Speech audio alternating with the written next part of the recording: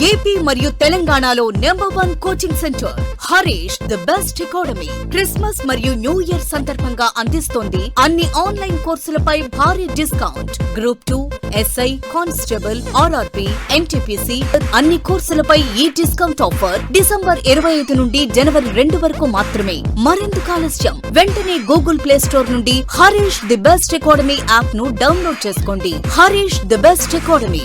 Phone 8341116915.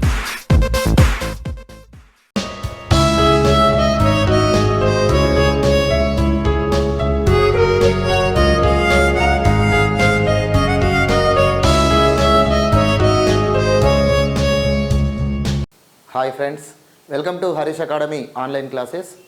So Berubari union case 1960 అండి. ఈరోజు దీని గురించి మనం తెలుసుకుందాం.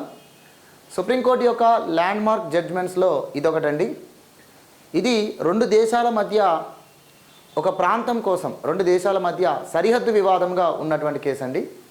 భారతదేశ విభజన జరిగిన తర్వాత రెండు దేశాలకు కూడా సరిహద్దు వివాదాలు అనేటువంటివి రావడం జరిగినాయి. అందులో ఒక చిన్న ప్రాంతం గురించి రావడం అనేది మనకు 1952లో ప్రారంభమైంది. ఆ ప్రాంతమే బేరుబారి అనేటువంటి ప్రాంతం. మరి బేరుబారి ప్రాంతం అనేది ఎక్కడుంది? సో ఈ ప్రాంతానికి సంబంధించింది రెండు దేశాల మధ్య రెండు దేశాల మధ్య జరిగిన ఒప్పందం ఏంటి? ఆ ఒప్పందం ఎందుకు వివాదమైంది? సో దాన్ని భారతదేశంలోని వెస్ట్ బెంగాల్ రాష్ట్ర ప్రభుత్వం దాన్ని సవాల్ చేయడం ఏంటి? ఇవన్నీ కూడా ఇందులోని అంశాలను మనం పూర్తి స్థాయిలో తెలుసుకుందాం. సో చూడండి, బేరుబారి యూనియన్ కేసు 1960 అనేది మనకు సుప్రీంకోర్టు ఇచ్చినటువంటి జడ్జిమెంట్ మార్చ్ 14న ఇవ్వడం జరిగింది. సో ఏడుగురు న్యాయమూర్తుల జడ్జిమెంట్ అనేది ఈ కేసుగా మనం చెప్పుకుంటాం. ఇదేమిటి అంటే ఇండియా పాకిస్తాన్కు మధ్య సరిహద్దు వివాదంగా చెప్తాం. ఇండియా పాకిస్తాన్ మధ్య ఒక సరిహద్దు వివాదం కేసుగా చెప్తాం. సరిహద్దు వివాదం కేసుగా దీన్ని మనం పేర్కొంటాం. 1947 సంవత్సరంలో బ్రిటిష్ ఇండియా రెండు దేశాలుగా వేరవుతూ బ్రిటిష్ ఇండియాను రెండు దేశాలుగా విభజన చేస్తూ బ్రిటిష్ ప్రభుత్వం ఒక నిర్ణయం తీసుకుంది. సో మౌంట్ బాటన్ యొక్క ప్రణాళిక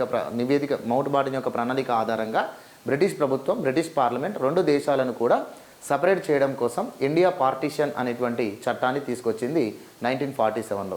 సో ఇండియా పార్టీషన్ యాక్ట్ 1947 ప్రకారం మరి రెండు దేశాల మధ్య సరిహద్దులను ఏర్పాటు చేస్తూ భౌగోళిక పటాలను రూపొందించేటువంటి అధికారాన్ని బ్రిటిష్ ప్రభుత్వము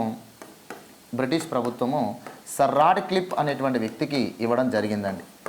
సర్ రాడ్ క్లిఫ్.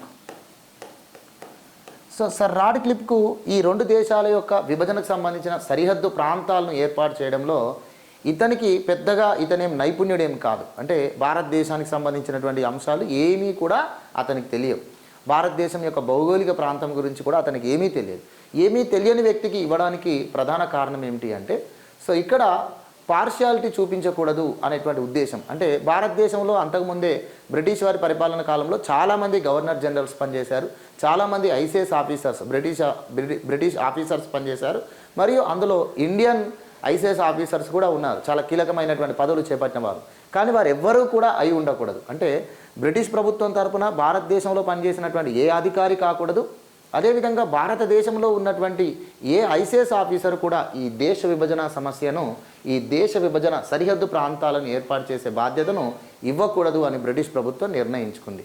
సో మొత్తానికి భారతదేశం గురించి తెలియని వ్యక్తిని, భారతదేశం యొక్క భౌగోళిక ప్రాంతాల గురించి ఏమాత్రం తెలియని వ్యక్తిని అపాయింట్ చేసి ఎలాంటి పార్షియాలిటీ లేకుండా రెండు దేశాల విభజన ప్రక్రియను పూర్తి చేయాలి, రెండు దేశాల యొక్క సరిహద్దు ప్రాంతాలను పేర్కొంటూ భౌగోళిక పటాలను, జియోగ్రఫికల్ మ్యాప్లను ఏర్పాటు చేయాలి అనేటువంటి ఉద్దేశంతో సర్ రాడ్ క్లిఫ్ అనేటువంటి వ్యక్తిని, ఒక ప్రైవేట్ వ్యక్తి, ఇతను ఒక గవర్నమెంట్ ఆఫీసర్ కూడా కాదు, ఇతన్ని అపాయింట్ చేసి ఈ బాధ్యతను ఇవ్వడం జరిగింది. సో వీరేం చేశారు అంటే, దాదాపుగా బ్రిటిష్ ఇండియాకు సంబంధించినటువంటి చట్టం ఏదైతే దేశ విభజన చట్టం 1947 ఏదైతే ఉందో ఆ చట్టంలో ఉన్నటువంటి ప్రాంతాలను బేస్ చేసుకొని ఈ సరిహద్దు ఏర్పాటు అనేటువంటిది చేశారు. ఈ సరిహద్దు ఏర్పాటు చేసినప్పుడు ప్రధానంగా జరిగింది ఏమిటి అంటే, భారత యూనియన్, పాకిస్తాన్ యూనియన్. భారత union, Pakistan union. Pakistan union ప్రాంతాలు. పాకిస్తాన్ యూనియన్ ప్రాంతాలు. సో ఈ యూనియన్ ప్రాంతాలు ఏమిటి అని చెప్పేసి భారత యూనియన్ ప్రాంతాలను రాశారు, పాకిస్తాన్ యూనియన్ ప్రాంతాలను రాయడం జరిగింది. సో భారత యూనియన్ ప్రాంతాలు, పాకిస్తాన్ యూనియన్ ప్రాంతాలను సపరేట్గా పేర్కొన్నారు. ఇక్కడ ఈ ప్రాంతాలను పేర్కొనేటప్పుడు పాకిస్తాన్ యూనియన్ ప్రాంతాలు ఏమిటి అనడంలో మతాన్ని ప్రధానంగా తీసుకున్నారండి. మతం అయితే బ్రిటిష్ ఇండియాలో ముస్లిం జనాభా ఎక్కువగా ఉన్న ప్రావిన్సెస్ ఏవైతే ఉన్నాయో ఆ ప్రావిన్సెస్ ప్రత్యేక పాకిస్తాన్ యూనియన్గా ఏర్పడాలి అని చెప్పేసి మనకు నేషనల్ మూవ్మెంట్ కాలం నుంచి ఫైట్ చేస్తుంది. సో వారి యొక్క డిమాండ్ మేరకే ఇక్కడ పాకిస్తాన్ యూనియన్ అనేది ఏర్పాటు చేయబడుతుంది. అంటే పాకిస్తాన్ యూనియన్ ఏర్పాటు చేయడంలో బ్రిటిష్ ఇండియా నుండి లేదా భారతదేశం నుండి ఏ ప్రాంతాలు ఇందులో పాకిస్తాన్ యూనియన్లో ఉండబోతున్నాయి అంటే ముస్లిం జనాభా ఎక్కువగా ఉన్నటువంటి ప్రాంతాలు ఉండబోతున్నాయి. ముస్లిం జనాభా ఎక్కువగా ఉండేటువంటి ప్రాంతాలు ఉండబోతున్నాయి. సో దాని ద్వారా భారతదేశంలో దాని ద్వారా మనం తీసుకున్నట్లయితే ఇక్కడ మనకి ఇది వాస్తవానికి ఇదంతా కూడా మనకు బ్రిటిష్ ఇండియానే కాకుండా స్వదేశీ సంస్థానాలను కూడా ఇందులో కలిపి మనం ఇండియా మ్యాప్గా తీసుకుంటున్నాం. ఒక్కసారి ఈ ఇండియా మ్యాప్లో మనం తీసుకున్నట్లయితే ఈ సరిహద్దు ప్రాంతానికి సంబంధించింది, అప్పటికి ఇంకా కాశ్మీర్ అనేది లేదు, అంటే కాశ్మీర్ అనేది తర్వాత భారత యూనియన్లో విలీనమైంది. సో ఇవన్నీ కూడా ఈ రకంగా ఈ బౌండరీస్ అనేవి, ఈ దేశానికి సంబంధించిన బౌండరీస్ అనేవి ఏర్పాటు చేశారు. సో ఇది పాకిస్తాన్లోని భాగమే, ఇది రెండవ ప్రాంతంగా మనం చెప్తాం. సో దీన్ని మనం ఈస్ట్ పాకిస్తాన్ అని చెప్పేసి అంటాం. సో ఇది పాకిస్తాన్లో అంతర్భాగం. ఓకేనా, పాకిస్తాన్లో అంతర్భాగం. ఇప్పుడు ఈ పాకిస్తాన్కు బ్రిటిష్ ఇండియాకు మధ్య లేదా ఈ పాకిస్తాన్కు భారత యూనియన్కు మధ్య ఈ సరిహద్దును ఏర్పాటు చేస్తూ ఏ ప్రాంతాలు పాకిస్తాన్ యూనియన్లో ఉండాలి, సరిహద్దు ప్రాంతాలలో ఏ ప్రాంతాలు పాకిస్తాన్లో యూనియన్లో ఉండాలి అనేటువంటి విషయంలో సర్ రాడ్క్లిఫ్కు పూర్తి అవగాహన ఉంది. ఏమిటి అంటే ముస్లిం జనాభా ఎక్కువగా ఉన్నటువంటివి ఏవైతే ఉన్నాయో అవి పాకిస్తాన్ యూనియన్ ప్రాంతాలుగా ఉండాలి. సో మిగతా ప్రాంతాలు అనేటువంటివి భారత యూనియన్లో ఉండాలి అని చెప్పేసి. సో అంతకుముందు మనకు బెంగాల్ అనేటువంటిది బ్రిటిష్ ఇండియాలో ఒక పెద్ద ప్రావిన్స్గా ఉంది. ఇప్పుడు భారతదేశ విభజన జరిగినప్పుడు ప్రధానంగా బెంగాల్ ప్రావిన్స్ను, పంజాబ్ ప్రావిన్స్ను విభజన చేశారు. సో బెంగాల్ ప్రావిన్స్ను, పంజాబ్ ప్రావిన్స్ను విభజన చేయడం జరిగింది. ఇదంతా కూడా బెంగాల్ ప్రావిన్స్, ఇదంతా కూడా ఒకే ప్రావిన్స్. సో బ్రిటిష్ ఇండియాలో ఇవి ఒకే ప్రావిన్స్. కానీ ఇండియా పార్టీషన్ జరుగుతున్నప్పుడు ఈ బెంగాల్ ప్రావిన్స్ను రెండు భాగాలుగా చేసి అది ఒకదాన్ని పాకిస్తాన్లో, ఈస్ట్ బెంగాల్ను పాకిస్తాన్లో కలిపారు. ఈ పంజాబ్ ప్రావిన్స్ను రెండు భాగాలుగా చేసి వెస్ట్ పంజాబ్ను పాకిస్తాన్లో భాగం చేయడం జరిగింది. ఈస్ట్ పంజాబ్ అనేది భారత యూనియన్లో భాగం, ఇక్కడ వెస్ట్ బెంగాల్ అనేది భారత యూనియన్లో భాగం. ఇది ప్రధానంగా 1947లో మనకు రెండు దేశాల విభజన జరిగినప్పుడు ఈ రెండు రాష్ట్రాల విభజన అనేది ఈ విధంగా జరిగింది. సో ఇక్కడ ఈ ఏదైతే మనకు ఈస్ట్ పంజాబ్ ఉందో ఇది ఒక ప్రావిన్స్గా ఇది ఒక రాష్ట్రంగా భారత యూనియన్లో ఏర్పడింది. సో ఇది ఏదైతే వెస్ట్ బెంగాల్ ప్రావిన్స్ అనేది ఉందో, బెంగాల్ ప్రావిన్స్లో వెస్ట్ బెంగాల్ ప్రాంతం ఏదైతే ఉందో ఇది ఒక భారత యూనియన్లో ఒక స్టేట్గా ఏర్పాటు చేయడం జరిగింది. అంటే ఇక్కడ east Punjab one of the state in India, west Bengal అనేది one of the state in ఇండియాగా మనకు 1947లో ఏర్పాటు చేయడం జరిగింది. తర్వాత ఈస్ట్ బెంగాల్ అనేటువంటిది పాకిస్తాన్లో ఒక భాగంగా, వెస్ట్ పంజాబ్ అనేది పాకిస్తాన్లో ఒక భాగంగా ఏర్పాటు చేశారు. ఇదంతా కూడా సర్ రాడ్క్లిఫ్ ఈ ప్రాంతాలను ఏర్పాటు చేయడం జరిగింది. బ్రిటన్ ప్రభుత్వం యొక్క ఆదేశం మేరకు, బ్రిటిష్ గవర్నమెంట్ యొక్క ఆదేశం మేరకు ఈ ప్రాంతాలను వేరువేరుగా చేస్తూ మొత్తం వాటికి సంబంధించిన భౌగోళిక పటాలు ఏర్పాటు చేయాలి. అయితే జియోగ్రఫికల్ మ్యాప్స్ ఏర్పాటు చేసేదానికంటే ముందు ఏవి భారత యూనియన్లోని ప్రాంతాలు, ఏవి పాకిస్తాన్ యూనియన్లోని ప్రాంతాలు అని చెప్పేసి సపరేట్గా రాశారు. ఓకేనా, ఒకటి డాక్యుమెంట్స్, మరొకటి జియోగ్రాఫికల్ మ్యాప్స్. ఇక్కడ డాక్యుమెంట్స్ వద్ద రెండు దేశాల యొక్క డాక్యుమెంట్స్ వస్తాయి, రెండు దేశాలకు సంబంధించిన ప్రాంతాలకు సంబంధించిన డాక్యుమెంట్స్ వస్తాయి. ఒకటి ఇండియాకు సంబంధించినటువంటి డాక్యుమెంట్, మరొకటి పాకిస్తాన్కి సంబంధించినటువంటి డాక్యుమెంట్. ఇండియాకు సంబంధించినటువంటి డాక్యుమెంట్స్లో మొత్తం ఇండియాకు సంబంధించినటువంటి ప్రాంతాలు, భారత యూనియన్కి సంబంధించిన అన్ని ప్రాంతాల పేర్లు ఇందులో రాస్తారు. పాకిస్తాన్కి సంబంధించినటువంటి మ్యాప్లో, పాకిస్తాన్కి సంబంధించిన డాక్యుమెంట్లో పాకిస్తాన్కి సంబంధించినటువంటి ప్రాంతాలు ఏమిటి అని చెప్పేసి పూర్తిగా ప్రిపేర్ చేయడం జరిగింది. ప్రిపేర్ చేసేటప్పుడు బేరుబారి అనేటువంటి ప్రాంతము ఇండియా డాక్యుమెంట్స్లో రాశారు. ఇండియా డాక్యుమెంట్స్లో బేరుబారి అనేటువంటిది ఈ ప్రాంతం ఇండియా డాక్యుమెంట్స్లో అంటే ఇండియా ప్రాంతంగా భారత యూనియన్లోని ప్రాంతంగా డాక్యుమెంట్స్లో రాయబడింది. ఈ బేరుబారి అనేది ఏ రాష్ట్రంలోని ప్రాంతంగా రాయబడింది అంటే వెస్ట్ బెంగాల్ రాష్ట్రంలోని ప్రాంతంగా రాయబడింది. వెస్ట్ బెంగాల్ రాష్ట్రంలోని ప్రాంతంగా రాయబడింది. ఎందుకు అంటే ఇక్కడ ఈ వెస్ట్ బెంగాల్ రాష్ట్రంలో ఈ ప్రాంతాలు ఏవైతే ఉన్నాయో ముస్లిం జనాభా తక్కువగా ఉన్నటువంటి ప్రాంతాలు అన్నట్టు, అంటే హిందూ పాపులేషన్ ఎక్కువగా ఉన్న ప్రాంతాలు. వెస్ట్ బెంగాల్లోని బేరుబారి ప్రాంతంలో కూడా ముస్లిం పాపులేషన్ తక్కువనే, ఎక్కువేం లేదు. ముస్లిం పాపులేషన్ అనేది చాలా తక్కువగానే ఉంది. అందుకనే ఈ బేరుబారి ప్రాంతం అనేది వెస్ట్ బెంగాల్లో భాగంగా, ఇది భారత యూనియన్లోని భాగంగా ఉంది. మతం ప్రకారమే ప్రధానంగా జరిగింది కాబట్టి, మతం ప్రకారమే దేశ విభజన అనేది జరిగింది కాబట్టి మతం ఆధారంగానే ఈ యూనియన్ ప్రాంతాలను, సరిహద్దు ప్రాంతాలను ఏర్పాటు చేశారు. కాబట్టి బేరుబారి అనేటువంటి యూనియన్లో ముస్లిం పాపులేషన్ అనేది తక్కువగానే ఉండడం వల్ల ఇది భారత యూనియన్లోని ప్రాంతంగా మరియు వెస్ట్ బెంగాల్ రాష్ట్రంలో వన్ ఆఫ్ ద ప్లేస్గా దీన్ని ఏర్పాటు చేసి డాక్యుమెంట్లో రాశారు. డాక్యుమెంట్లో ఇలా రాసిన తర్వాత మరి జరిగినటువంటి తప్పిదం ఏంటంటే జియోగ్రాఫికల్ మ్యాప్స్లో తప్పిదం జరిగింది.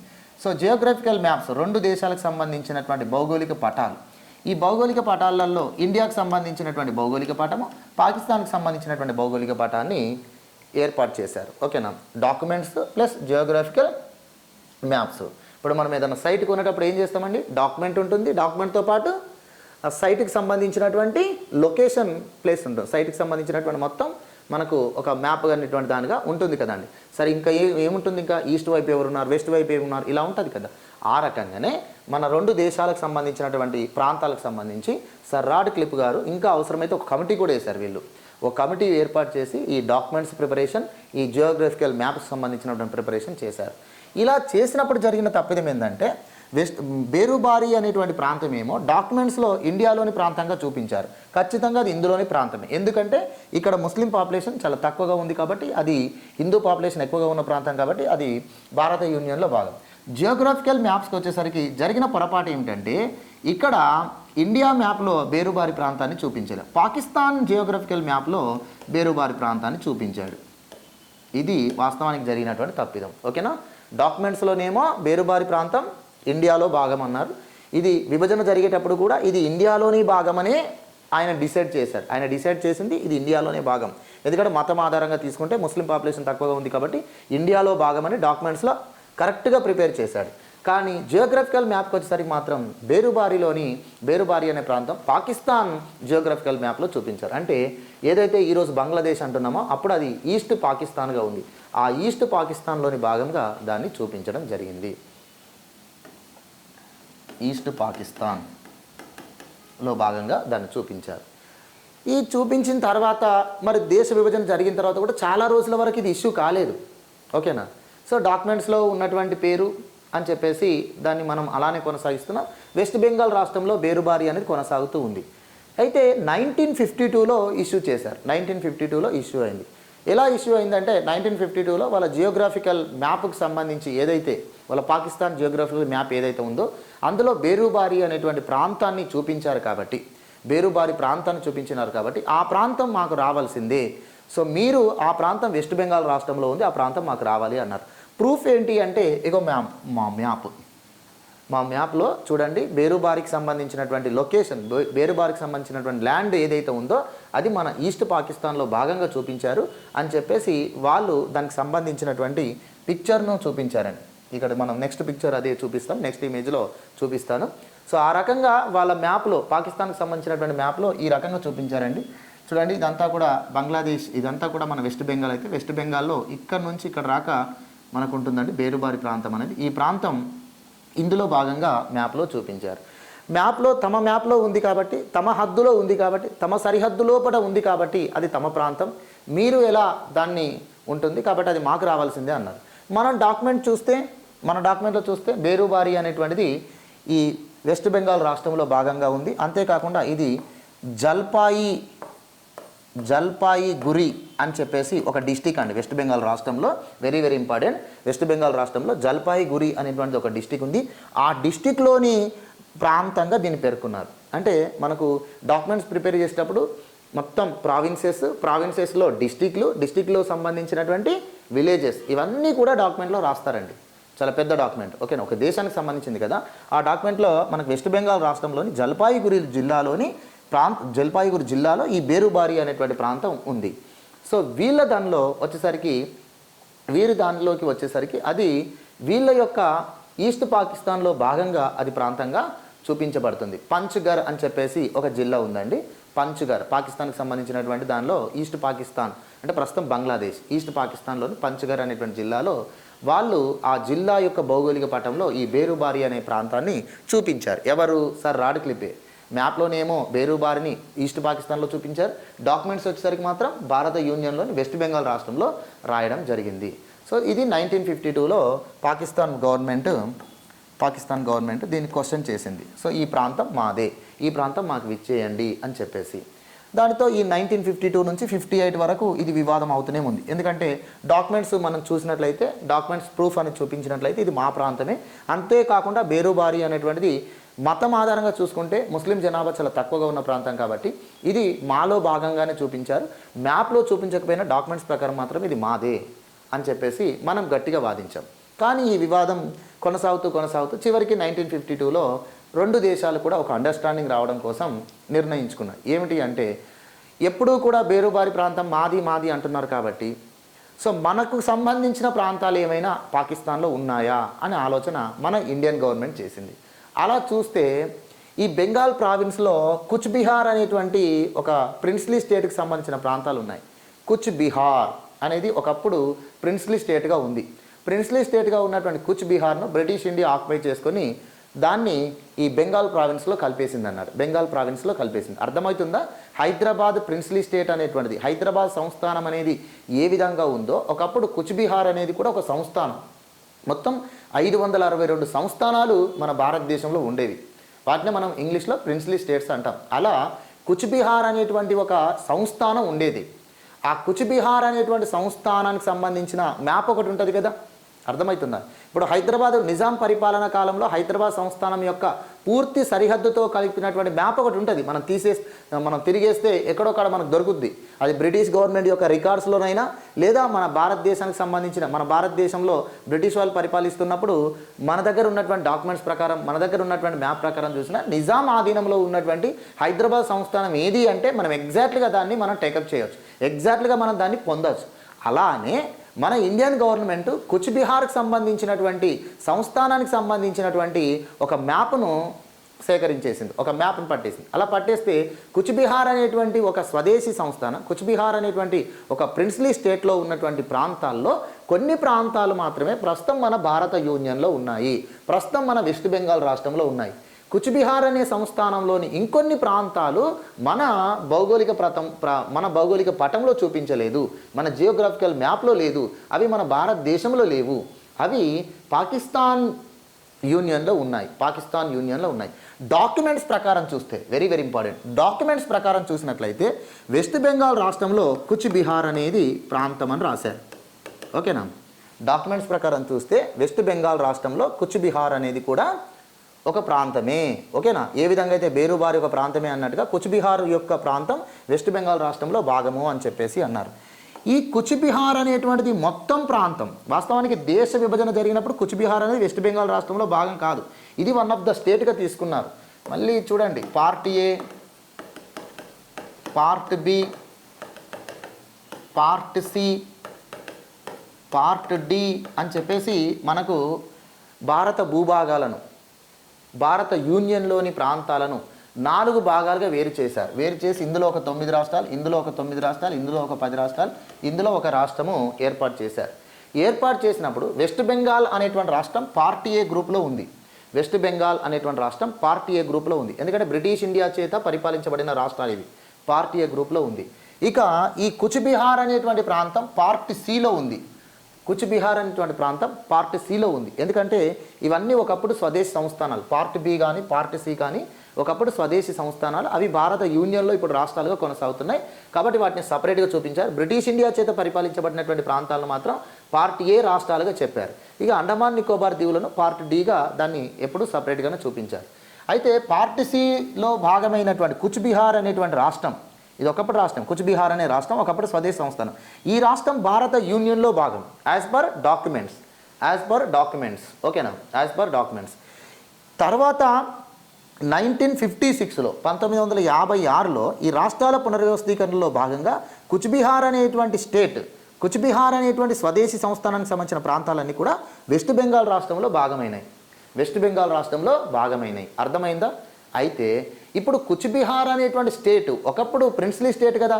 ఆ ప్రిన్స్లీ స్టేట్కి సంబంధించినటువంటి జియోగ్రాఫికల్ మ్యాప్ చూస్తే అందులోని కొన్ని ప్రాంతాలు భారత యూనియన్లో లేవు.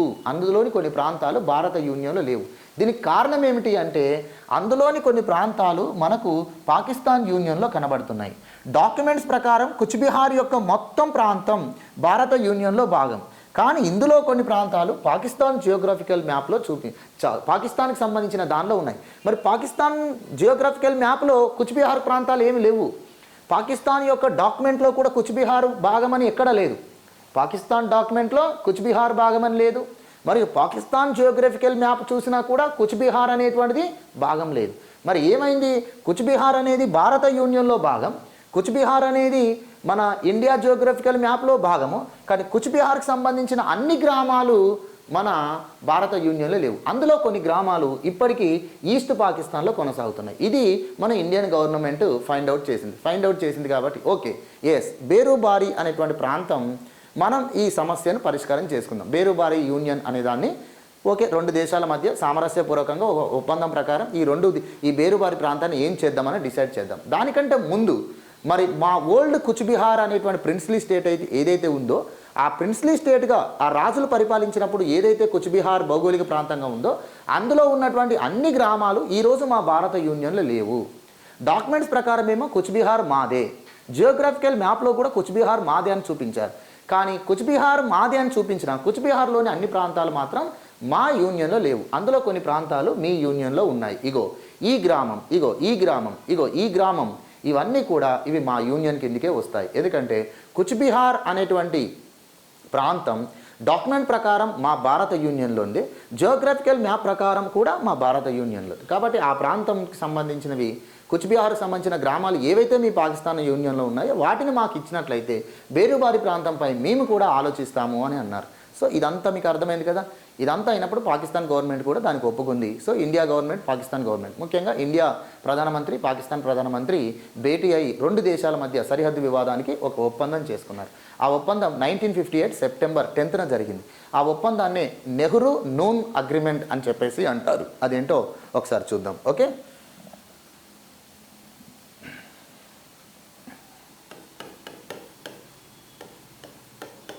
Nehru noon agreement.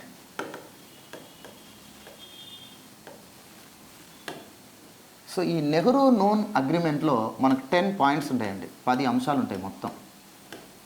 సో ఈ నెహ్రూ నూన్ అనేటువంటి అగ్రిమెంట్ అనేది 1958 సెప్టెంబర్ 10వ తేదీన జరిగిందండి. 1958 సెప్టెంబర్ 10వ తేదీన జరిగిందండి. సో ఇండియా ప్రైమ్ మినిస్టర్ అయినటువంటి జవహర్లాల్ నెహ్రూ, పాకిస్తాన్ ప్రైమ్ మినిస్టర్ ఫిరోజ్ ఖాన్ నూన్, వీరిద్దరి మధ్య ఈ అగ్రిమెంట్ అనేది జరిగిందండి. ఈ అగ్రిమెంట్ ప్రకారం ఏం చేశారు అంటే ఫస్ట్ బేరుబారి, తర్వాత కూచ్బిహార్. ఓకే. సో మనం పాపులేషన్ ఆధారంగానే అంటే మతం ఆధారంగానే చేస్తాం కాబట్టి బేరుబారి ప్రాంతంలో పాపులేషన్ ఆధారంగా తీసుకుంటే హిందూ జనాభానే ఎక్కువగా ఉంది, ముస్లిం జనాభా తక్కువగా ఉంది. కాబట్టి ఈ బేరుబారి అనేటువంటి ప్రాంతం మొత్తం 8.75 చదరపు కిలోమీటర్స్, 8.75 చదరపు కిలోమీటర్లో ఉన్నటువంటి ప్రాంతం ఈ బేరుబారి. ఈ ప్రాంతాన్ని 2 భాగాలుగా చేశారు. ఓకేనా, ఏదైనా మతం ఆధారంగానే జరిగింది కాబట్టి ఈ బేరుబారి ప్రాంతాన్ని 2 భాగాలుగా చేశారు. హిందూ జనాభా ఎక్కువగా ఉన్నటువంటి ప్రాంతాన్ని ఒకటి, ముస్లిం జనాభా ఎక్కువగా ఉన్నటువంటి ప్రాంతాన్ని, అంటే ఇందులో ఉన్నటువంటి ముస్లిం జనాభా ఎంతైతే ఉందో ఒక 23% ఉంది. ఓకేనా, మిగతాదంతా కూడా హిందూ జనాభా ఉన్న ప్రాంతమే. కాబట్టి హిందూ పాపులేషన్ ఉన్నటువంటి ప్రాంతం భారత యూనియన్లోనే కొనసాగిస్తూ ఇక్కడ ముస్లిం జనాభా ఉన్నటువంటి ప్రాంతం ఏదైతే ఉందో ఆ ప్రాంతాన్ని పాకిస్తాన్ యూనియన్లో కలపడానికి మన భారత ప్రభుత్వం ఒప్పుకుంది. సో సరిహద్దు విభజన సరిహద్దు యొక్క ఏర్పాటు చేసినప్పుడు కూడా సర్ రాడ్క్లిఫ్ కూడా అదే చేశాడు కదా. సర్ రాడ్క్లిఫ్ కూడా మతం ఆధారంగానే ముస్లిం జనాభా ఎక్కువగా ఉన్నటువంటి ప్రావిన్స్లోని ప్రాంతాలన్నింటినీ కూడా పాకిస్తాన్ యూనియన్లో చేర్చారు. హిందూ జనాభా ఎక్కువగా ఉన్నటువంటి ప్రాంతాలన్నింటినీ కూడా ప్రావిన్సెస్ అన్నింటినీ కూడా భారత యూనియన్లో చేర్చారు. కాబట్టి బేరుబారి అనేటువంటిది ఇప్పుడు 2 దేశాలు ఒప్పందం చేసుకొని ఈ 2 దేశాల మధ్య ఈ ప్రాంతాన్ని పంపిణీ చేసుకుంటాం. కాబట్టి ముస్లిం పాపులేషన్ ఎక్కువగా ఉన్నటువంటి ప్రాంతం ఏదైతే ఉందో ఆ ప్రాంతం పాకిస్తాన్ యూనియన్లో కొనసాగుతుంది. మిగతాదంతా కూడా హిందూ పాపులేషన్ ఎక్కువగా ఉన్న ప్రాంతం కాబట్టి అది యాజ్ ఇట్ ఈస్గా భారత యూనియన్లో కొనసాగుతుంది. సో భారత యూనియన్లో కొనసాగడం వల్ల మన డాక్యుమెంట్స్ ప్రకారము ఇది మన ప్రాంతమే. బేరుబారి పూర్తిగా మనం కోల్పోలేదు. ఎందుకంటే బేరుబారి ప్రాంతం అనేది ఇప్పటికీ మన భారత యూనియన్లో భాగమే, డాక్యుమెంట్స్ ప్రకారం భాగమే, మరియు ఇది వెస్ట్ బెంగాల్ రాష్ట్రంలో భాగం. సో ఇప్పటికి కూడా మనం దాన్ని మన మ్యాప్లో మనం చూడొచ్చు.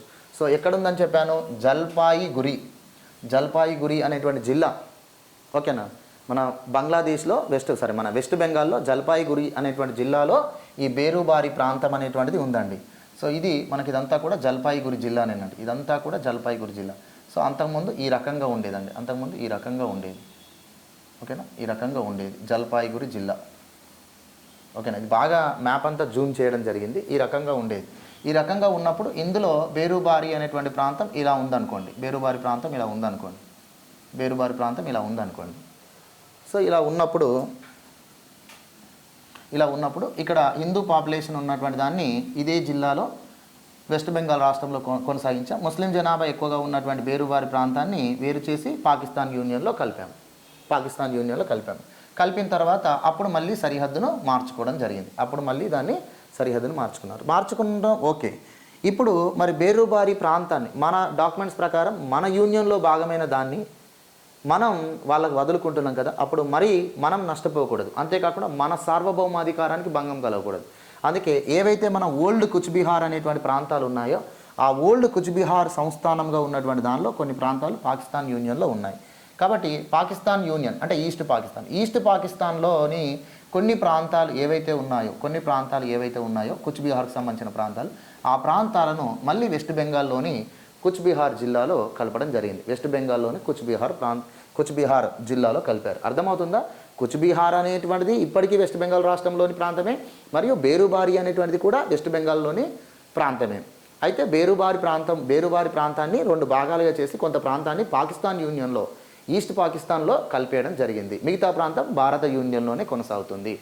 తర్వాత కుచ్బిహార్ అనేటువంటిది మన భారత యూనియన్లోని భాగమే, కానీ ఓల్డ్ కుచ్బిహార్లోని కొన్ని గ్రామాలు, కొన్ని ప్రాంతాలు అనేవి ప్రస్తుతం మన భారత యూనియన్లో లేవు. అవి పాకిస్తాన్ యూనియన్లో గుర్తించడం జరిగింది. ఈస్ట్ పాకిస్తాన్లోని ప్రాంతాలను గుర్తించారు. ఆ ప్రాంతాలన్నింటినీ కూడా మళ్ళీ మన వెస్ట్ బెంగాల్ రాష్ట్రంలోని కుచ్బిహార్కు యాడ్ చేస్తూ సరిహద్దు మార్చుకున్నాం.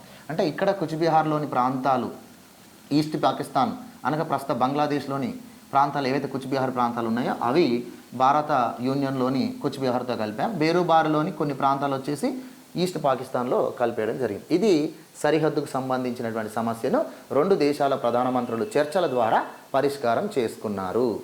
అయిపోయిన తర్వాత ఇక విదేశాంగ కార్యదర్శులు కూడా అఫీషియల్గా అగ్రిమెంట్ పైన 2 దేశాల దానికి సంబంధించినటువంటి అగ్రిమెంట్ పైన సంతకాలు చేశారు. ఇదంతా అయిపోయిన తర్వాత ప్రధాన సమస్య ఏమిటి అంటే మన భారత యూనియన్లో వెస్ట్ బెంగాల్ రాష్ట్ర ప్రభుత్వం దీన్ని వ్యతిరేకించింది. ఎందుకంటే ఒక రాష్ట్ర సరిహద్దును తగ్గిస్తూ మీరు రాష్ట్రంలో ఉన్నటువంటి ప్రాంతాలను పాకిస్తాన్ యూనియన్లో కలిపారు. కాబట్టి దీనికి మా యొక్క అంగీకారం లేకుండా చేశారు. కాబట్టి మా యొక్క అంగీకారం లేకుండా చేసే అధికారం మీకు ఎక్కడిది అని చెప్పేసి భారత ప్రభుత్వాన్ని సవాల్ చేయడం జరిగింది. భారత ప్రభుత్వాన్ని సవాల్ చేస్తే అప్పుడు భారత ప్రభుత్వము మన పాత చట్టం 1935 భారత ప్రభుత్వ చట్టం ఉంటుంది కదా, ఆ చట్టాన్ని ఇక్కడ ప్రస్తావించారు. అదేంటో చూద్దాం. ఇక్కడ వరకు క్లియర్ కదా మీకు? మనకిక్కడ ఇండియన్ గవర్నమెంట్ ఏం చెప్తుంది అంటే ఒక రాష్ట్రాల యొక్క సరిహద్దులను మార్చే విషయంలో, భారత యూనియన్లోని రాష్ట్రాల యొక్క సరిహద్దులను మార్చే విషయంలో, సరిహద్దులను తగ్గించే విషయంలో గవర్నమెంట్ ఆఫ్ ఇండియాకు ఎలాంటి అధికారం ఉందో మనకు చెప్పారు. ఇండియన్ కాన్స్టిట్యూషన్ ప్రకారం ఇది మాకున్న అధికారము అంటే వెస్ట్ బెంగాల్ రాష్ట్రం ఒప్పుకోవట్లేదు. ఎందుకు ఒప్పుకోవట్లేదంటే ఇండియన్ కాన్స్టిట్యూషన్ ఏర్పడక ముందు వెస్ట్ బెంగాల్ ప్రావిన్స్ అనేటువంటిది ఒక సపరేట్ ప్రాంతంగా ఉంది. అది భారత యూనియన్లోని ప్రాంతమే. కానీ అది బ్రిటిష్ ఇండియాలో ఒక ప్రావిన్స్గా కొనసాగింది కాబట్టి ఆ బ్రిటిష్ ఇండియాలో కొనసాగినటువంటి బెంగాల్ ప్రావిన్స్లోని వెస్ట్ బెంగాల్ ప్రావిన్స్లోని కొంత ప్రాంతాన్ని మీరు ఈస్ట్ బెంగాల్లో కలిపారు. కాబట్టి ఇది కాన్స్టిట్యూషన్ ఏర్పడడానికంటే ముందు జరిగినటువంటి వివాదంగానే మేము దీన్ని ట్రీట్ చేస్తున్నాం అన్నారు. అప్పుడు మన ఇండియన్ గవర్నమెంట్ ఏమన్నదంటే 1935 కేంద్ర ప్రభుత్వం ఏమన్నదంటే 1935 చట్టంనే మనం తీసుకోవాలి. భారత రాజ్యాంగం ఏర్పడడానికంటే ముందు మన భారతదేశానికి స్వాతంత్రం వచ్చిన తర్వాత కూడా ఏ చట్టం ప్రకారం మన దేశం రూలింగ్ జరిగింది, ఏ చట్టాన్ని మనం చాలా కాలం ఫాలో అయ్యామంటే 1935 చట్టంలో ఫాలో అయ్యాం. 1935 చట్టం ప్రకారం 1935 చట్టంలో 290వ ఆర్టికల్ మనం తీసుకున్నట్లయితే 1935 చట్టంలోని 290వ ఆర్టికల్ తీసుకున్నట్లయితే గవర్నర్ జనరల్ ఆఫ్ ఇండియాకు భారత యూనియన్లోని లేదా బ్రిటిష్ ఇండియాలోని ఏ ప్రావిన్స్ యొక్క సరిహద్దునైనా తగ్గించే అధికారం, మార్చే అధికారం, పెంచే అధికారం ఉంటుంది అని అన్నారు. So governor general of India అంటే ఈరోజు nothing but president of India. ఓకేనా, president of India. So governor general of India యొక్క పవర్సే మనకు ప్రెసిడెంట్ ఆఫ్ ఇండియాకు వచ్చాయి, అవునా? సో కాబట్టి 1935 చట్టం అనే దాన్ని బేస్ చేసుకొని మన ఇండియన్ కాన్స్టిట్యూషన్ రాయబడింది. మరి 1935 చట్టంలోని 290 ఆర్టికల్ ప్రకారం 1935 చట్టంలోని ఆర్టికల్ 290 ప్రకారము గవర్నర్ జనరల్ ఆఫ్ ఇండియాకు ఒక ప్రావిన్స్ యొక్క ప్రాంతాన్ని, ఒక ప్రావిన్స్ యొక్క సరిహద్దును తగ్గించే అధికారం, సరిహద్దును పెంచే అధికారం, సరిహద్దును మార్పులు చేసుకునే అధికారము ఉంటుంది.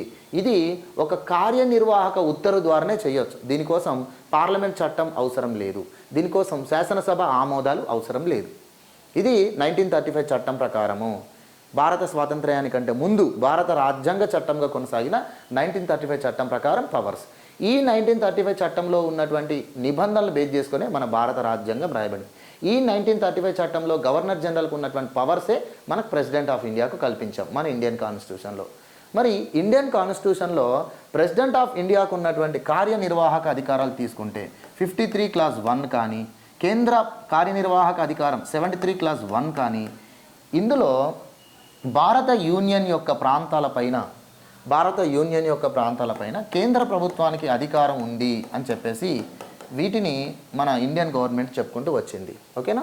సో 1935 చట్టంలో గవర్నర్ జనరల్ ఆఫ్ ఇండియా లేదా governor general of council, executive council ఏదైతే ఉందో, గవర్నర్ జనరల్ యొక్క ఎగ్జిక్యూటివ్ కౌన్సిల్ ఏదైతే ఉందో అది బ్రిటిష్ ఇండియాలోని ఏ ప్రావిన్స్ యొక్క సరిహద్దునైనా తగ్గించే అధికారం, సరిహద్దునైనా పెంచే అధికారం, సరిహద్దునైనా మార్చే అధికారం ఉంది.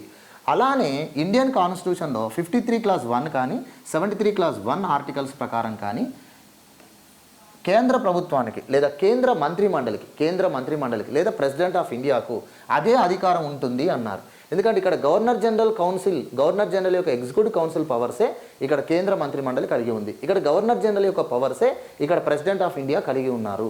కాబట్టి ఇక్కడ 1935 చట్టంలోని 290 ఆర్టికల్ ప్రకారం గవర్నర్ జనరల్ ఎగ్జిక్యూటివ్ కౌన్సిల్కు ఒక బ్రిటిష్ ఇండియా ప్రావిన్స్ను తగ్గించే అధికారం, మార్చే అధికారం ఉన్నప్పుడు ఇండియన్ కాన్స్టిట్యూషన్లోని 53 క్లాస్ 1, 73 క్లాస్ 1 ఆర్టికల్ ప్రకారము ప్రెసిడెంట్ ఆఫ్ ఇండియాకు కూడా, కేంద్ర మంత్రిమండలికి కూడా భారత యూనియన్లోని ఒక రాష్ట్ర సరిహద్దును తగ్గించే అధికారం, మార్చే అధికారం, పెంచే అధికారం ఉంటుంది. దీనికి ఎలాంటి శాసనసభ అవసరం ఎందుకు ఉంటుంది అని చెప్పేసి అన్నారు. అయితే వెస్ట్ బెంగాల్ ప్రభుత్వం మాత్రం లేదు, ఇది మీకు లేనటువంటి అధికారం, మీరు మా రాష్ట్ర సరిహద్దును మార్చడం అనేటువంటిది మా యొక్క అంగీకారం లేకుండా చేయడం అనేటువంటిది ఇది రాజ్యాంగం యొక్క విరుద్ధమే అని చెప్పేసి అన్నారు. అన్నప్పుడు అప్పుడు భారత రాష్ట్రపతి సుప్రీంకోర్టు సలహాను కోరారు. యొక్క సలహాను కోరారు. మనకు తెలుసు భారత రాజ్యాంగంలో 143వ ఆర్టికల్ అనేది ఒకటి ఉంటుంది. ఈ 143వ ఆర్టికల్ ప్రకారం సుప్రీంకోర్టు సలహాను కోరుతారు. అయితే భారత రాష్ట్రపతి, కేంద్ర మంత్రిమండలి సుప్రీంకోర్టు సలహా కోరడానికంటే ముందు అటార్నీ జనరల్ను కన్సర్న్ అవుతారు. ఎందుకంటే భారత ప్రభుత్వానికి, కేంద్ర ప్రభుత్వానికి, కేంద్ర మంత్రిమండలికి అటార్నీ జనరల్ అనేవాడు ప్రధాన న్యాయ సలహాదారుడు మరియు కేంద్ర ప్రభుత్వం యొక్క ప్రధాన న్యాయ అధికారి కూడా. కాబట్టి అటార్నీ జనరల్ను ఫస్ట్ కన్సర్న్ అయ్యారు. అటార్నీ జనరల్ని అడిగారు, ఇప్పుడు భారత ప్రభుత్వానికి లేదా సెంట్రల్ గవర్నమెంట్కు ఇలా ఒక రాష్ట్ర సరిహద్దును తగ్గించే అధికారం ఉందా, ఒక రాష్ట్ర సరిహద్దును మార్చుకునే అధికారం ఉందా లేదా అని చెప్పేసి అటార్నీ జనరల్ని అడిగితే అటార్నీ జనరల్ ఇప్పటి వరకు మనం చెప్పుకున్నటువంటి ఈ చట్టం ప్రకారము మరియు రాజ్యాంగంలోని ఈ ఆర్టికల్స్ ప్రకారము ఖచ్చితంగా సెంట్రల్ గవర్నమెంట్కు, కేంద్ర ప్రభుత్వానికి ఆ పవర్ ఉంది. ఒక రాష్ట్ర సరిహద్దును తగ్గించే అధికారం, మార్చే అధికారం ఉంది. దానికోసం స్టేట్కి సంబంధించినటువంటి అంగీకారం ఏది కూడా అవసరం లేదు మరియు పార్లమెంట్ చట్టం కూడా దానికి అవసరమే లేదు. ఎందుకంటే కార్యనిర్వాహక చర్యగానే దాన్ని చెయ్యొచ్చు, అంతేకాని శాసన చర్య ద్వారా దానికి అవసరం లేదు అని అన్నారు. అయినప్పటికీ కూడా వెస్ట్ బెంగాల్ రాష్ట్రం నుండి వచ్చేటువంటి వ్యతిరేకతను దృష్టిలో పెట్టుకొని అటార్నీ జనరల్ను సుప్రీంకోర్టు సలహా కోరమని కోరారు. అంటే భారత రాష్ట్రపతి లేదా కేంద్ర ప్రభుత్వం 143వ ఆర్టికల్ ప్రకారము రాజ్యాంగపరమైన పాలనాపరమైన సమస్య వచ్చినప్పుడు అటార్నీ జనరల్ ద్వారా సుప్రీంకోర్టును సలహా కోరడం అనేది ఉంటుంది.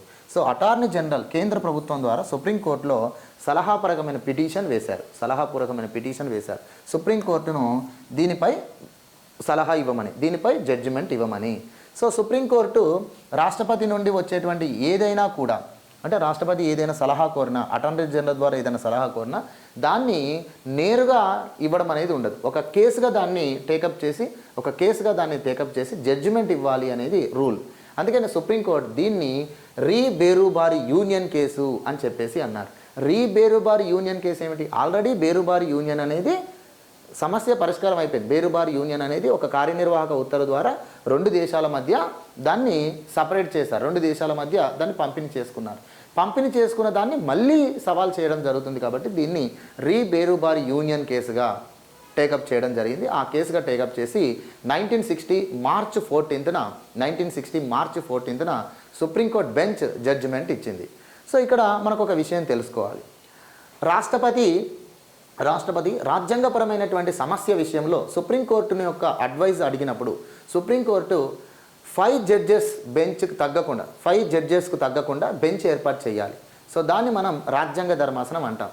ఒకవేళ రాష్ట్రపతి అటార్నీ జనరల్ ద్వారా పాలనాపరమైన సమస్య ఏదైనా తలెత్తినప్పుడు సుప్రీంకోర్టు అడ్వైజ్ కోరినప్పుడు సుప్రీంకోర్టు 3 జడ్జెస్కు తగ్గకుండా బెంచ్ ఏర్పాటు చేయాల్సి ఉంటుంది. ఓకేనా? రాజ్యాంగపరమైన ఇష్యూ అయితేనేమో 5 జడ్జెస్కు తగ్గకుండా సుప్రీంకోర్టు బెంచ్ ఏర్పాటు చేయాలి. పాలనాపరమైన సమస్య అయితేనేమో 3 జడ్జెస్కు తగ్గకుండా బెంచ్ ఏర్పాటు చేయాలి. ఇది రాజ్యాంగపరమైన సమస్యనే. ఎందుకంటే అసలు భారత రాజ్యాంగంలో ఉన్న ఆర్టికల్స్ ప్రకారము కేంద్ర ప్రభుత్వానికి, కేంద్ర మంత్రిమండలికి ఇలా సరిహద్దులను మార్చే ఒక రాష్ట్ర సరిహద్దును మార్చే అధికారం ఉందా లేదా? దీనికోసం పార్లమెంట్ చట్టం అవసరమా? దీనికోసం శాసనసభ యొక్క అంగీకారం పొందాలా అనేదే ఇప్పుడు ఇష్యూ. రాజ్యాంగం ప్రకారం కేంద్ర ప్రభుత్వానికి ఇలాంటి పవర్స్ ఉన్నాయా లేదా అనేదే ఇప్పుడు తెలుసుకోవాలనుకుంటున్నారు. అందుకని 5 జడ్జెస్ తగ్గకుండా బెంచ్ ఏర్పాటు చేయాలి. మరి సుప్రీంకోర్టు 7 జడ్జెస్ బెంచ్ ఏర్పాటు చేసింది. దానికి గజేంద్ర గడ్కరీ బెంచ్కు హెడ్ ఆఫ్ ద బెంచ్గా ఉన్నారు. సో వారే అప్పుడు చీఫ్ జస్టిస్. ఓకేనా? జస్టిస్ గజేంద్ర గడ్కరీ సుప్రీంకోర్టు యొక్క చీఫ్ జస్టిస్, మరియు అదేవిధంగా ఈ బెంచ్కు వాళ్ళే హెడ్గా ఉండడం జరిగింది. సో దీన్ని మనం జస్టిస్ గజేంద్ర గడ్కరీ సుప్రీంకోర్టు బెంచ్గా పేర్కొంటాం. మరి ఈ బెంచ్ ఇచ్చినటువంటి జడ్జిమెంట్ ఏమిటి? ఈ బెంచ్ ఇచ్చినటువంటి జడ్జిమెంట్లో ప్రధానంగా చాలా అంశాలు ఉన్నప్పటికీ 3 పాయింట్స్గా నేను చెప్పగలుగుతాను. దీన్ని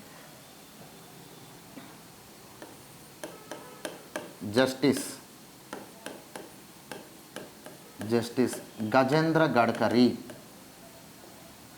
బెంచ్, 7 జడ్జెస్ బెంచ్. ఈ బెంచ్ అనేది 1960 మార్చి 14వ తేదీన జడ్జిమెంట్ను ఇవ్వడం జరిగింది. సో ఈ జడ్జిమెంట్లో మనకు ప్రధానంగా 3 అంశాలు ఉన్నాయి. ఏమిటి అంటే ఆర్టికల్ 3 ప్రకారం, ఇండియన్ కాన్స్టిట్యూషన్లోని ఆర్టికల్ 3 ప్రకారం ఒక రాష్ట్ర సరిహద్దును తగ్గించే అధికారం, పెంచే అధికారం, మార్పు చేసే అధికారము కేంద్ర ప్రభుత్వానికి కలదు. ఆర్టికల్ 3 ప్రకారము, ఇండియన్ కాన్స్టిట్యూషన్లోని ఆర్టికల్ 3 ప్రకారము రాష్ట్ర సరిహద్దును తగ్గించే అధికారం, పెంచే అధికారం, మార్పు చేసే అధికారం కేంద్ర ప్రభుత్వానికి కలదు. ఎందుకంటే రాష్ట్రాల పునర్వ్యవస్థీకరణ అనే అంశం, స్టేట్ రీఆర్గనైజేషన్ అనేటువంటి అంశం, అంటే రాష్ట్రాన్ని మళ్ళీ సరిహద్దుల మార్పులు చేర్పులు దాన్ని మనం స్టేట్ రీఆర్గనైజేషన్ అంటాం. స్టేట్ రీఆర్గనైజేషన్ అంశం అనేది యూనియన్ లిస్ట్లో ఉన్న అంశం, కేంద్ర జాబితాలోని అంశం. కాబట్టి రాష్ట్ర సరిహద్దుల విషయంలో ఏదైనా నిర్ణయం కేంద్ర ప్రభుత్వం తీసుకోవచ్చు. ఇప్పుడు స్టేట్ రీఆర్గనైజేషన్ అంటే కూడా ఇక్కడ డెఫినేషన్ ఇచ్చారు. స్టేట్ రీఆర్గనైజేషన్ అంటే ఏమిటి? ఒక 2 రాష్ట్రాల మధ్య సరిహద్దులను మార్చడం. స్టేట్ రీఆర్గనైజేషన్ అంటే రాష్ట్ర సరిహద్దును మార్చడం. ఒక రాష్ట్రం నుంచి ఏదైనా ఒక ప్రాంతాన్ని కొత్త రాష్ట్రంగా ఏర్పాటు చేయడం, లేదా 2 రాష్ట్రాలను విలీనం చేయడం, లేదా రాష్ట్రమును కేంద్రపాలిత ప్రాంతంగా మార్చడం, లేదా కేంద్రపాలిత ప్రాంతంగా ఉన్నదాన్ని రాష్ట్రంగా గుర్తించడం, అర్థమవుతుంది. లేదా రాష్ట్రం యొక్క పేరును కేంద్రపాలిత ప్రాంతాల యొక్క పేర్లను మార్చడం, లేదా ఏదైనా కొన్ని ప్రాంతాలను రాష్ట్రంలో చేస్తూ రాష్ట్ర సరిహద్దును పెంచడం, లేదా రాష్ట్రంలో ఉన్నటువంటి ఏవైనా కొన్ని ప్రాంతాలను వేరే ప్రాంతంలో కలుపుతూ రాష్ట్ర సరిహద్దును తగ్గించడం, ఇవన్నీ కూడా స్టేట్ రీఆర్గనైజేషన్గా వస్తాయి. ఇది రాజ్యాంగంలోని ఆర్టికల్ 3 ప్రకారం ఉంటుంది. ఇది కేంద్ర ప్రభుత్వానికి ఉన్నటువంటి అధికారం. అయితే దీనికోసం పార్లమెంట్ చట్టం తప్పనిసరిగా చేయాలి. దీనికోసం పార్లమెంటు చట్టం చేయాలి. సో పార్లమెంటు సాధారణ మెజారిటీతో చట్టం చేయాలి. సాధారణ మెజారిటీతో చట్టం చేస్తే సరిపోతుంది. సో ఆర్టికల్ 3 ప్రకారం, ఇండియన్ కాన్స్టిట్యూషన్లోని ఆర్టికల్ 3 ప్రకారం స్టేట్ రీఆర్గనైజేషన్ చేసేటప్పుడు, స్టేట్ రీఆర్గనైజేషన్ విషయంలో కేంద్ర ప్రభుత్వం నిర్ణయం తీసుకుంటుంది. అయితే కేంద్ర ప్రభుత్వం తీసుకున్న నిర్ణయాన్ని పార్లమెంట్ చట్టం ద్వారా చేయాల్సి ఉంటుంది. పార్లమెంట్ చట్టం లేకుండా కేంద్ర ప్రభుత్వం ఏ స్టేట్ రీఆర్గనైజేషన్ చేయడానికి వీల్లేదు, ఏ రాష్ట్రాన్ని పునర్వ్యవస్థీకరించడానికి వీల్లేదు. ఇది ఆర్టికల్ 3లో స్పష్టంగా ఉంది అని చెప్పేసి అన్నారు. కాబట్టి పార్లమెంటు సాధారణ మెజార్టీతో, ఇప్పుడు ఉదాహరణకు మన ఆంధ్రప్రదేశ్ రాష్ట్ర పునర్వ్యవస్థీకరణ చూడండి. ఆంధ్రప్రదేశ్ రాష్ట్ర పునర్వ్యవస్థీకరణ అనేది 2014లో కేంద్ర ప్రభుత్వం చేసింది. దీనివల్ల పార్లమెంట్ చట్టం ద్వారా, దాన్ని ఏపీ స్టేట్ రీఆర్గనైజేషన్ యాక్ట్ 2014 అంటారు. సో పార్లమెంట్ సింపుల్ మెజారిటీతో ఆంధ్రప్రదేశ్ అనేటువంటి ఉమ్మడి రాష్ట్రం నుంచి 10 జిల్లాల ప్రాంతాన్ని ప్రత్యేక తెలంగాణ రాష్ట్రంగా ఏర్పాటు చేశారు. సో అలానే పార్లమెంట్ సాధారణ చట్టం ప్రకారం ఒక రాష్ట్ర సరిహద్దును మార్చే అధికారం, తగ్గించే అధికారం, పెంచే అధికారం ఉంటుంది. అయితే ఇక్కడ ఒక రాష్ట్ర సరిహద్దును మార్చే విషయంలో, ఒక రాష్ట్రాన్ని పునర్వ్యవస్థీకరణ చేసే విషయంలో వితిన్ ఇండియా అయితేనేమో, అంటే భారతదేశంలోని రాష్ట్రాల సరిహద్దులను మార్చితేనేమో పార్లమెంట్ సింపుల్ మెజార్టీతో చేస్తే సరిపోతుంది. కానీ భారత యూనియన్లోని ఒక రాష్ట్రం యొక్క సరిహద్దును తగ్గిస్తూ దానిలోని ప్రాంతాలను వేరే దేశం యొక్క యూనియన్లో, వేరే దేశం యొక్క ప్రాంతంలో కలిపినా, లేదా వేరే దేశంలోని ప్రాంతాలు ఏమైనా ఒక రాష్ట్రంలో కలుపుతూ రాష్ట్ర సరిహద్దును పెంచిన అప్పుడు పార్లమెంటు సాధారణ మెజార్టీతో చేసిన చట్టం కాదు, రాజ్యాంగ సవరణ చట్టం కూడా అవసరమవుతుంది. 368 ఆర్టికల్ ప్రకారము ప్రత్యేక మెజారిటీతో, 368 ఆర్టికల్ ప్రకారము ప్రత్యేక మెజారిటీతో రాజ్యాంగ సవరణ చట్టం చెయ్యాలి. రాజ్యాంగ సవరణ చట్టం చెయ్యాలి. అర్థమవుతుందా అండి? సో ఉదాహరణకు 1956లో భాషా ప్రయుక్త రాష్ట్రాల పునర్వ్యవస్థీకరణలో భాగంగా పార్ట్ సిలో భాగమైన కుచ్ బిహార్ను పార్ట్ ఏ రాష్ట్రాలలో భాగమైన వెస్ట్ బెంగాల్లో కలిపారు. సో వెస్ట్ బెంగాల్ అనేటువంటి రాష్ట్రంలో పార్ట్ సి రాష్ట్రమైన కుచ్ బిహార్ను తీసుకొచ్చి కలిపేశారు. అది రాష్ట్రాల పునర్వ్యవస్థీకరణ చేసింది. పార్లమెంట్ సింపుల్ మెజార్టీతో చేయొచ్చు. కొన్ని విషయాలలో మాత్రం అమెండ్మెంట్ చేశారు, అది వేరే విషయం. ఇక్కడ ఇప్పుడు కుచ్ బిహార్ అనే ప్రాంతాన్ని వెస్ట్ బెంగాల్ రాష్ట్రంలో కలిపినప్పుడు వెస్ట్ బెంగాల్ ప్రభుత్వం దాన్ని అబ్జెక్షన్ చెప్పలేదు. ఎందుకంటే రాష్ట్రం యొక్క సరిహద్దు పెరిగింది కదా, రాష్ట్రం యొక్క ప్రాంతం పెరిగింది కదా. అలానే వెస్ట్ బెంగాల్ రాష్ట్రంలోని ఏవైనా కొన్ని జిల్లాలను పక్కన బీహార్ రాష్ట్రంలో కలిపినా, లేదా ఉత్తరప్రదేశ్ రాష్ట్రంలో కలిపినా అది కూడా క్వశ్చన్ చేయడానికి వీల్లేదు. మరియు అది పార్లమెంట్ సింపుల్ మెజార్టీతో చేయొచ్చు. వెస్ట్ బెంగాల్ రాష్ట్రంలోని ఏవైనా కొన్ని జిల్లాలను కానీ, ఏవైనా కొన్ని మండలాలను కానీ బీహార్ రాష్ట్రంలో కలిపినా, ఉత్తరప్రదేశ్ రాష్ట్రంలో కలిపినా పార్లమెంట్ సింపుల్ మెజార్టీతో చేస్తే సరిపోతుంది. కుచ్ బిహార్ అనే రాష్ట్రాన్ని వెస్ట్ బెంగాల్ రాష్ట్రంలో కలిపేటప్పుడే పార్లమెంట్ సింపుల్ మెజార్టీతో చేస్తుంది ఆర్టికల్ 3 ప్రకారం. అలానే వెస్ట్ బెంగాల్ రాష్ట్రంలోని ఏవైనా మండలాలను, జిల్లాలను వేరే రాష్ట్రంలో కలిపినా కూడా పార్లమెంట్ సింపుల్ మెజార్టీతో చేయొచ్చు ఆర్టికల్ 3 ప్రకారం. కానీ ఇప్పుడు వెస్ట్ బెంగాల్ రాష్ట్రంలోని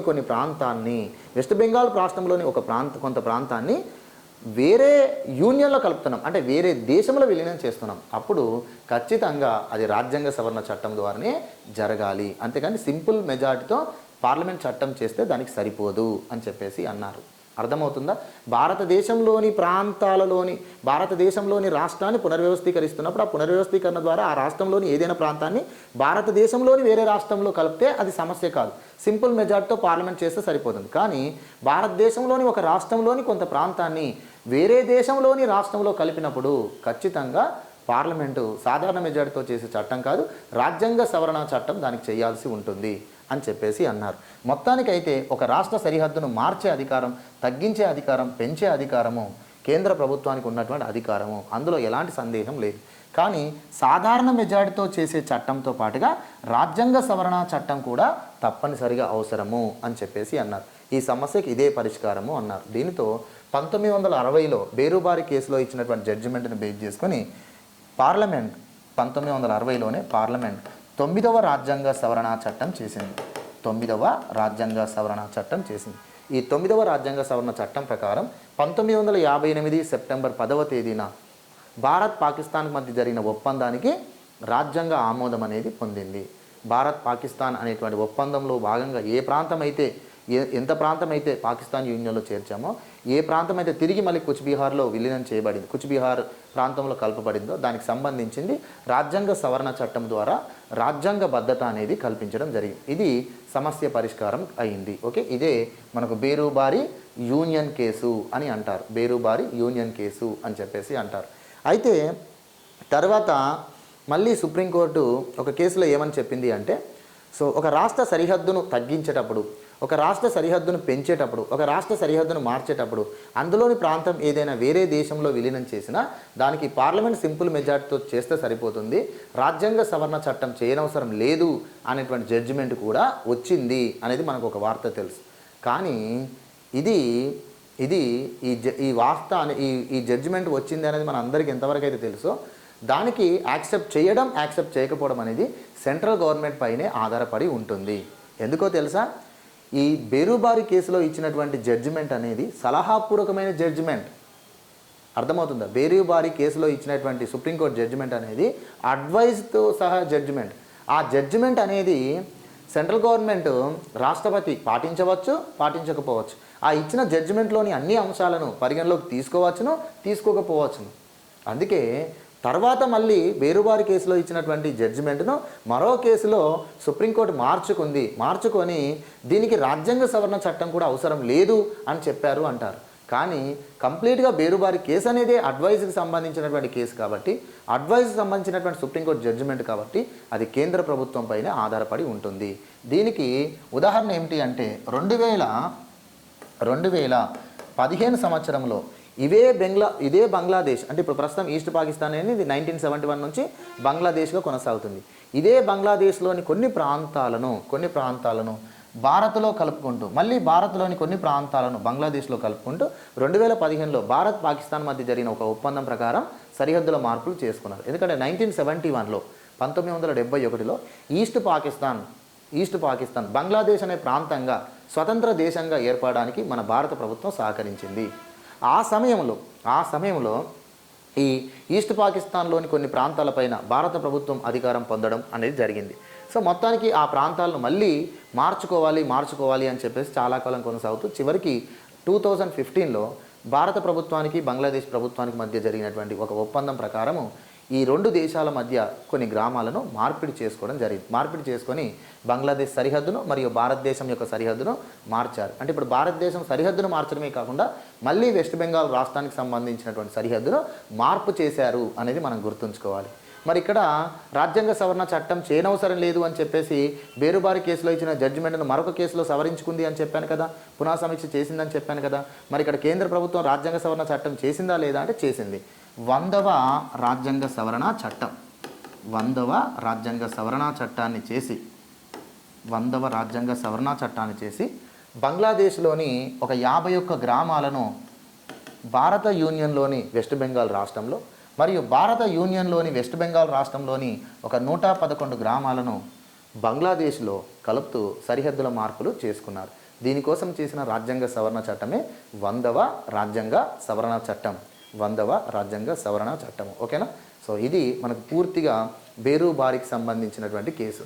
దీన్ని బేరుబారి యూనియన్ కేసు అని అంటారు. బేరుబారి యూనియన్ కేసు అని ఎందుకంటారంటే ఆల్రెడీ ఈ బేరుబారి ప్రాంతం అనేటువంటి విషయంలో రెండు దేశాల మధ్య ఒప్పందం జరిగి బేరుబారి ప్రాంతాన్ని 2 భాగాలుగా చేసి పంపిణీ చేసిన దాన్ని వెస్ట్ బెంగాల్ రాష్ట్రం సవాల్ చేయడంతో మళ్ళీ కేంద్ర ప్రభుత్వం సుప్రీంకోర్టును అడ్వైజ్ కోరడం, సుప్రీంకోర్టు ఇచ్చినటువంటి అడ్వైజ్ను ప్రకారము రాజ్యాంగ సవరణ చట్టం చేయడంతో దీన్ని బేరుబారి యూనియన్ కేసుగా పేర్కొంటున్నాం. Okay, thank you. మీ అందరికీ ఇదంతా అర్థమైపోయింది, అంటే పూర్తిగా బేరుబారి కేసు గురించి అర్థమైపోయింది అనుకుంటున్నాను. సో ఇలానే మనం మిగతా జడ్జిమెంట్స్ అనేటువంటివి ల్యాండ్ మార్క్ సుప్రీంకోర్టు జడ్జిమెంట్స్గా ఉన్నటువంటి వాటి గురించి కూడా మనం తెలుసుకుందాం. అంటే ఇప్పుడు ఈ మధ్య కాలంలో ఎగ్జామ్లో మనకు ఇవంతా కూడా ఎందుకు అంత ఎక్స్ప్లెయిన్ చేస్తున్నాం, బేరుబారి అనగానే కొన్ని అంశాలు ఉంటాయి కదా, ఇదే బేరుబారి కేసులో మనకు ప్రవేశిక అనేది కూడా రాజ్యాంగంలో అంతర్భాగమే, ప్రవేశిక అనేది రాజ్యాంగంలో అంతర్భాగం కాదు అనేటువంటి అంశం కూడా ఇదే జడ్జిమెంట్లో మనకి ఇచ్చారు అని తెలుసు. ఓకేనా? సో మన ప్రవేశిక విషయంలో బేరుబారి కేసులో ప్రవేశిక అనేది ప్రియాంబుల్ అనేది భారత రాజ్యాంగంలో అంతర్భాగం కాదు అని, మళ్ళీ కేశవానంద భారతి కేసులో ప్రవేశిక అనేది భారత రాజ్యాంగంలో అంతర్భాగమే అని చెప్పారని, ఈ ఒక్క వాక్యం మాత్రమే మనకు తెలుసు. కానీ వాట్ ఈజ్ వాట్, బేరుబారి అనే ప్రాంతం ఏంటి, అసలు అది ఎందుకు వివాదమైంది, సుప్రీంకోర్టు ఈ జడ్జిమెంటు ఎలా ఇచ్చింది, సుప్రీంకోర్టు జడ్జిమెంట్ ఇవ్వడానికి ఆధారంగా ఏం చెప్పారు, ఇవన్నీ కూడా మనకు తెలియాల్సి ఉంది. ఈ మధ్య కాలంలో మనకి ఎగ్జామ్స్లో అడుగుతున్నప్పుడు ఏదైనా కేసులో సుప్రీంకోర్టు ఇచ్చినటువంటి జడ్జిమెంట్కి సంబంధించినటువంటి కొన్ని అంశాలను పేర్కొంటూ ఈ క్రింది వాటిలో ఈ కేసులో సుప్రీంకోర్టు ఇచ్చినటువంటి జడ్జిమెంట్లో కాని అంశం ఏంటి అని కూడా మనకు అడుగుతున్నారు. కాని అంశం ఏంటి, మరియు సుప్రీంకోర్టు ఇచ్చినటువంటి ఈ కేసులో సుప్రీంకోర్టు ఇచ్చిన జడ్జిమెంట్లో ఏ అంశాలు ఉన్నాయి అని చెప్పేసి మనకు ఆ రకంగా అడుగుతున్నారు. ఇంకా కొంచెం ముందుకెళ్తే అసలు ఈ ప్రాంతానికి సంబంధించిన వివాదం ఏ రాష్ట్రానికి సంబంధించింది అని కూడా అడగవచ్చు. లేదంటే ప్రస్తుతం ఇది వెస్ట్ బెంగాల్ రాష్ట్రంలోని ఏ జిల్లాలోని ప్రాంతం ఇది అని కూడా అడగవచ్చు. అప్పుడు మనం జల్పాయిగురి అని చెప్పేసి అనాలి. వెస్ట్ బెంగాల్ రాష్ట్రంలోని జల్పాయిగురి అనే జిల్లాలో బేరుబారి ప్రాంతం అనేది ఒక భాగం. ఆ బేరుబారి ప్రాంతాన్ని 2 భాగాలుగా చేస్తూ కొంత ప్రాంతాన్ని పాకిస్తాన్లో అంటే ఈస్ట్ పాకిస్తాన్లో, బంగ్లాదేశ్లో, మరికొంత ప్రాంతాన్ని భారత యూనియన్లో కొనసాగించారు. దీనికి బదులుగా మళ్ళీ పాకిస్తాన్ యూనియన్లో ఉన్నటువంటి మరియు ఈస్ట్ పాకిస్తాన్లో ఉన్నటువంటి కొన్ని కుచ్బీహార్ ప్రాంతాలు, ఒకప్పుడు కుచ్బీహార్ సంస్థానంగా ఉన్నప్పుడు ఏ ప్రాంతాలు అయితే ఉన్నాయో ఆ ప్రాంతాల్లో కొన్ని ప్రాంతాలు పాకిస్తాన్ యూనియన్లో ఉన్నట్టుగా మన భారత ప్రభుత్వం ఐడెంటిఫై చేసింది. ఆ ప్రాంతాలను తిరిగి కుచ్బీహార్లో కలుపుకుంటూ సరిహద్దులను మార్చుకున్నాం. అంటే ఇక్కడ ఎవరి యొక్క ఈగో అనేది హర్ట్ అవ్వలేదు, ఎవరి యొక్క ఈగో హర్ట్ అవ్వలేదు. బేరుబారి ప్రాంతం మాది అని పాకిస్తాన్ వాళ్ళు అన్నప్పుడు అప్పుడు బేరుబారి ప్రాంతం మొత్తం మనం ఇవ్వకుండా అందులో ముస్లిం జనాభా ఎక్కువగా ఉన్నటువంటి ప్రాంతం ఏదైతే ఉందో దాన్ని పాకిస్తాన్ యూనియన్లో కలిపాం. అదేవిధంగా కుచ్బీహార్లోని కొన్ని ప్రాంతాలు మీ యూనియన్లో ఉన్నాయి, వాటిని మాకు ఇచ్చేయండి అన్నారు, వాళ్ళు మనకి ఇచ్చారు. అంటే మొత్తానికి 2 దేశాలు ఒక సామరస్యపూర్వకంగా చేసుకున్న ఒప్పందం. ఈ సమస్య పరిష్కారం అయింది. కానీ వెస్ట్ బెంగాల్ రాష్ట్రం దీన్ని సవాల్ చేయడంతో దీనికి రాజ్యాంగ సవరణ చట్టంతో రాజ్యాంగ భద్రత అనేది కల్పించారు. Thank you my dear friends.